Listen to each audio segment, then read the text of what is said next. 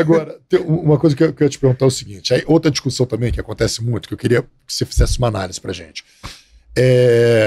Muita gente, né, reclama que a polícia prende, a justiça solta, e aí vem os acadêmicos que falam que o Brasil prende muito, que a população carcerária tal, não sei o quê. Aí tem os new acadêmicos agora que estão tendo voz, principalmente por causa da internet, que fala que o Brasil prende pouco. Então, a pergunta é, o Brasil prende muito ou prende pouco? O Brasil prende de forma ineficaz. Porque a gente prende muito preventivamente, provisoriamente, né? Vamos englobar aí prisão preventiva, prisão temporária, enfim. E quantas dessas prisões elas resultam em condenação? E olha só, eu vou utilizar até esse termo prisão para englobar qualquer tipo de pena, tá? Porque, evidentemente, eu posso ter aquele crime que inicialmente gerou uma prisão preventiva, mas que depois, em juízo, viram que não era caso de pena privativa de liberdade, transformaram aquilo em outro tipo de sanção penal, mas ainda assim é uma sanção penal, né? Mas quantos casos chegam a esse ponto da sanção penal, né? E isso tem vários motivos. Isso pode ser explicado por manobras processuais, e não demonizo o advogado que faz manobra processual, não. Tá? Acho que o advogado está fazendo a função dele. Ele recebe dinheiro para isso, né? Para defender o cliente dele da melhor forma possível, inclusive através de artifícios processuais. Tá? Não incumbe a mim questionar isso, essa é a função dele. Mas nós temos questões processuais, nós temos muitas vezes investigações assodadas, que são premidas por pressões da mídia, né? Aquela questão de eu tenho que dar uma resposta rápida. E se eu tenho que dar uma resposta rápida, eu já prendo fulano de tal temporariamente, vou dar prisão temporária. Se não é um crime hediondo, é de 5 dias.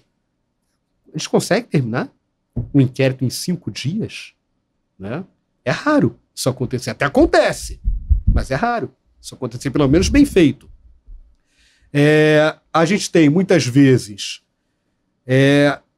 qualificações jurídicas mal feitas, porque tanto polícia como o Ministério Público, até o Judiciário, se sentem pressionados pela imprensa e querem mostrar um rigor que é mais moral do que jurídico. Eu quero prender fulano de tal de uma forma bem drástica porque o comportamento dele foi extremamente imoral. Mas eu não tenho que botar a moralidade em jogo, no julgamento. Eu tenho que julgar aquilo que ele fez, né?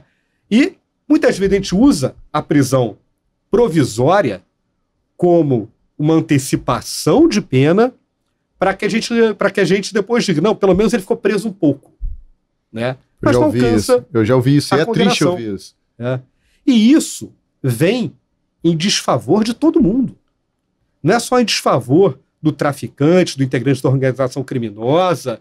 Essa urgência pela punição, ela cria um clima de insegurança jurídica que afeta, por exemplo, até nós policiais. Né? Aposto que vocês já devem ter ouvido falar naquele policial que, de repente, foi preso porque simplesmente estava na delegacia no dia do fato. Algum colega fez alguma merda, o policial estava lá, não prende ele também, porque tem certeza que ele sabia de alguma coisa. Peraí, mas cadê a demonstração disso? Né? Eu trabalho com demonstração. A pressão midiática, o clamor popular, eles levam ao enfraquecimento da prova. Cada vez mais eu prendo com a prova fraca para poder mostrar serviço de imediato. Isso não é só polícia. Muitas vezes é o Ministério Público também. E eu vejo juiz condenando 100%. Com base em prova fraca. E fazer que às vezes essas prisões preventivas duram muito tempo. O meu amigo de trabalho, que trabalha comigo na delegacia, um policial fantástico, Flávio Paca, ele foi preso preventivamente por 9 meses, até o dia do julgamento, por causa do depoimento de um X9. Quando, no dia da audiência de instrução e julgamento, foi perguntado para o X9, você conhece essa pessoa? O X9 olhou para a cara dele, não. Pô, mas você falou que ele estava no... Ah, não, mas o Paca fez assim, ele tinha um advogado, mas ele pediu para falar. Cara, ele foi absolvido na hora. Ou seja, ele passou 9 meses encarcerado. E sabe o que é pior? Em algumas situações, mesmo diante de um panorama desse, ainda se insiste na condenação. Porque muitas vezes aquele ator jurídico que está ali, ele investiu tanto do esforço dele, do tempo dele em uma teoria, ele abraçou aquela teoria com tanta força e muitas vezes se pronunciou ao público com base naquela teoria com tanta paixão, que fica difícil ele voltar atrás. Como é que eu vou admitir agora que eu estava errado? Vou fazer uma pergunta. O GAECO, quando o GAECO investiga um crime, o promotor, o mesmo promotor que denuncia? Não tenho a menor ideia. Isso é um problema sério, porque assim, eles queriam muito investigar, porque quando o delegado, a polícia investiga e passa para o Ministério Público, o Ministério Público recebe aquele inquérito isento de emoções do processo, o sacrifício que você viveu. Se o MP ele faz a investigação e esse mesmo membro do MP faz a denúncia, cara, isso é temerário, até por causa do esforço que ele desprendeu para chegar no final e falar assim, pô, realmente errei, eu estava equivocado. É difícil, cara, tem que ter um altruísmo fora do normal. Ontem eu participei de uma palestra lá em Maricá, na faculdade, tem lá na Universidade de Vassouras, que não é em Vassouras, é em Maricá. Enfim. E eu estava falando justamente sobre isso, né? Ao fim da palestra, uma promotora aposentada que estava na plateia, ela me fez uma indagação que envolvia essa questão da nossa contaminação, né, cognitiva. E você nunca vai ter um grau zero de compreensão de um fato. Sempre que você depara com qualquer narrativa que te é apresentada, você parte de alguma preconcepção. Porque você precisa criar alguns tipos de mecanismos, de técnicas ou de freios que tentem anular essas pré-compreensões para que você tente emitir uma decisão, um parecer que seja o mais justo possível, que ainda assim vai ser impregnado de subjetividade, né? Então a gente nunca vai escapar da questão da subjetividade, das inclinações, dessas preconcepções sobre um determinado fato. Não existe grau zero de cognição, né? Mas a gente tem que tentar limitar. A gente tem que tentar, na medida do possível, trazer o máximo de neutralidade, já que a neutralidade total é impossível. Né? E para isso a gente pode utilizar de artifícios como o promotor que investiga não denuncia, ou de repente o juiz que dá a medida cautelar não é o juiz que julga. Né?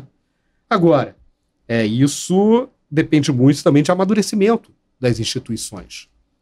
E quando a gente fala, novamente, vou insistir nessa tecla, em clamor midiático, em aceleração de processos para que você alcance um resultado mais pronto para dar uma resposta para a população rápida. Quando a gente antecipa isso, principalmente em tempos de internet, onde a coisa ganha um imediatismo muito maior, as instituições, ao invés de amadurecerem, ao invés de evoluírem nesse quesito, elas cada vez mais mostram involuções.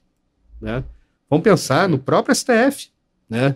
O quanto que o STF hoje, decide hoje com base em pressões midiáticas em relação à corte, vamos supor, da década de 90, onde já existia uma mídia importante, já havia democracia instalada no Brasil, então não se podia mais falar em censura da mídia, etc. A pressão na década de 90 e a forma da corte agir era uma muito diferente da forma que a corte tem hoje de agir. Porque hoje você tem muito mais visibilidade e informações imediatas. Você acaba, ao invés de amadurecer institucionalmente, você regride. Né? Isso acontece com todas as instituições. Aí, voltando um pouco na parte que a gente falava que a gente prende, que a gente prende muito, mas prende mal, inclusive foi o doutor Alexandre Brown falou isso aqui também. A gente prende bastante, a polícia do Brasil, não só do Rio, a polícia do Brasil prende, mas prende mal, por isso que são soltos e depois a gente fica tentando transferir essa responsabilidade para o judiciário também. A gente tem que ser justo. Outro dia eu estava conversando com um policial que ele tinha investigado um criminoso, que era criminoso de fato, que tinha robustez de prova contra o cara, mas, por exemplo, um dos trechos da conversa era o seguinte, aí eu subi o drone. Eu falei, você fez o CERPA, você fez as paradas certinhas para subir o drone, fez a comunicação de voo? Aí ele, não, cara. Falei, se você não fizer, lá na frente o advogado vai anular essa prova. Se essa prova for crucial para a decisão da sentença do criminoso, e ela for anulada, ele vai ser solto. E aí você vai dizer que eu prendi, mas a justiça soltou. Mas pelo menos aí já deu um prejuízo nele. Já ficou preso, já pagou advogado, não sei o que, não sei o que. Eu só quero enfatizar que o cara era um criminoso mesmo. Existiam elementos. Mas, mesmo sendo criminoso, se o cara produz uma prova que não está de acordo, que eu estava falando sobre um curso que eu tinha feito de drone, que o curso era muito focado na legislação. Aí o cara, mas aí...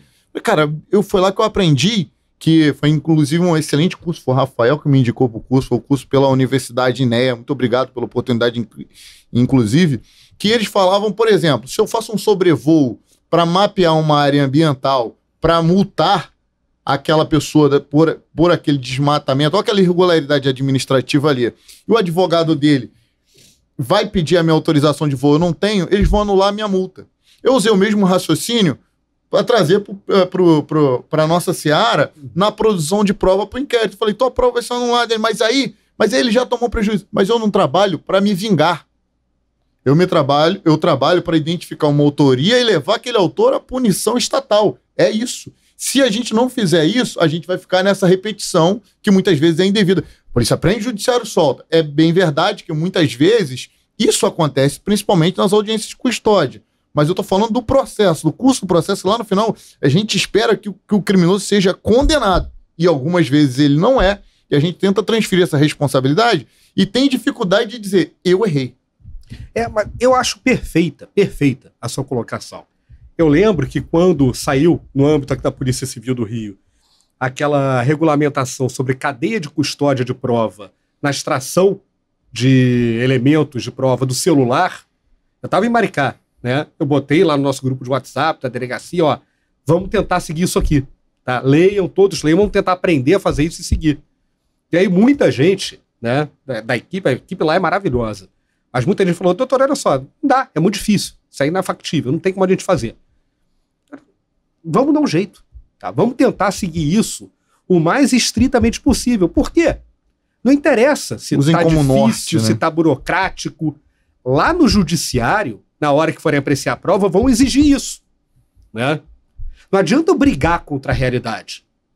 Não adianta eu falar que eu acho errado, que aquilo ali vai tomar muito do meu tempo. A realidade é essa é a realidade posta, não se adequa à realidade.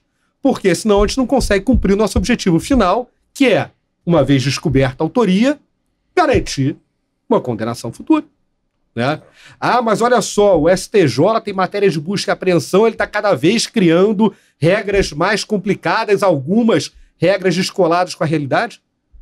Vou fazer o quê? Vou botar no meu despacho lá, o STJ, você está errado, aceita aí a minha prova. Vai chegar lá, eles vão anular. O que adiantou? Né? Adiantou fazer biquinho? Adiantou prender a respiração, me jogar no chão?